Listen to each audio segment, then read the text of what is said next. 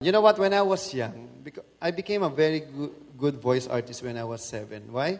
Because we don't have a TV in our house. So the only means of entertainment that I have is radio.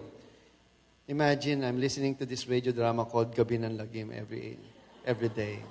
You want me to do a voice acting? Okay. Everyone, close your eyes. Close your eyes, bow your heads, and pray. Just kidding. Bow your heads and count 1, 2, 3.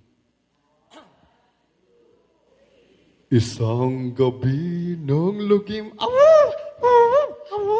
si Utoy at si Lolo Tasyo ay naligaw sa kagubatan. Ha? Lolo Tasyo, pasensya na ah. Ang sarap kasi maglaro sa puno. Ay, nako, sabi ko naman sa'yo, Apo, huwag ka maglaro dyan, kinabit tuloy tayo. Ha? Lolo, may gumagalaw. Lolo, may monster. Nako, huwag ka mag-alala, Apo. Hindi mo ba alam? Ako si Kapitan Kangkong. Kapitan Kangkong. Humanda ka sa akin, puno. Itong bagay sa'yo. Ya! Ito ba? Ayan, patay na ang monster. Ha? Ang galing mo, Lolo. Hindi ako ang lolo mo. Ako si Kapitan Kangkong. At dyan natatapos ang kwento ni Kapitan Kangkong.